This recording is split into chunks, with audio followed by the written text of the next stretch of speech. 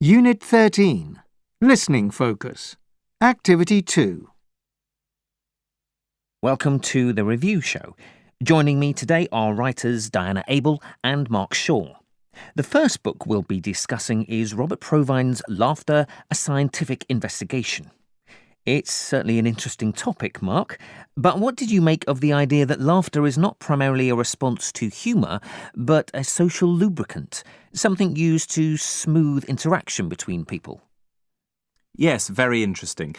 It's something I've come across before, and I don't think Provine is the first to make this claim, but he is the first to popularise this theory.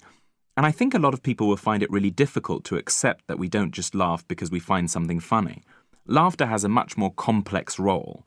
What's really disturbing is that, according to some statistics, we're laughing much less than we're used to, usually only when we're watching a comedy on TV.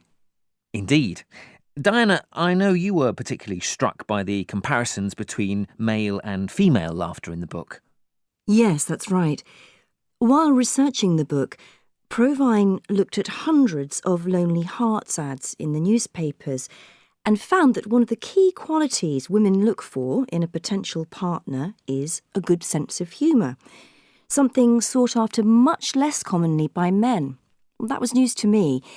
It seems women want a man who will make them laugh, while men like women who laugh at their jokes. That might explain why, until relatively recently, there were so few female comedians around. Provine does stress the importance of increasing laughter in our lives and gives some advice on how to achieve this. Were you tempted to try out any of his suggestions, Diana? Well, Provine thinks laughter is important for maintaining relationships, but doesn't necessarily support the idea that laughter improves health or longevity. So he's not advocating attending laughter workshops or laughter yoga. His message is really quite simple. If you want to laugh more, rather than sitting in front of comedy programmes, socialise more with people whose company you enjoy. Which makes sense to me.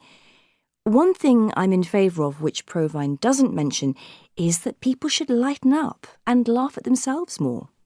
Did either of you find your attitude to laughter had changed after reading the book? I certainly started noticing when people actually laughed and found it confirmed Provine's theory. That is, people were laughing at things that weren't remotely funny and also in odd places during a conversation. The effect it had on me was to monitor my own impulses to laugh. It made me less spontaneous in a way. Analysing what made you want to laugh instead of reacting naturally, I experienced that too. So, did you find the book answered everything you ever wanted to know about laughter?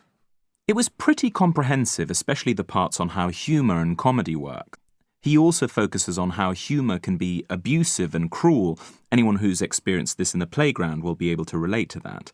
The section on the mechanics of breathing and laughing, I could have done without. I was more interested in the social aspects of laughter. Provine argues that laughter existed before comedy, and I wish he'd gone into more depth about how laughter may have begun. That was my favourite section of the book, so more on that would have been welcome. The description of how laughter may have started with chimpanzees tickling each other are wonderful.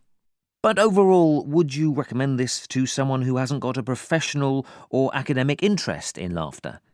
Without question, yes. There were some bits where I felt my lack of a background in neuroscience was a disadvantage, but you can just skip those bits and move on to some of the lovely anecdotes about the research.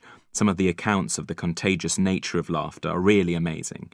In some places, people couldn't stop laughing for days. Yes, incredible. And do you think the book will help people? Well, if you just want to find out about the benefits of laughter, there are more appropriate self-help guides. This is more wide-ranging than that. I see. So, moving on to another book about comedy, this time from a long-time stand-up comedian turned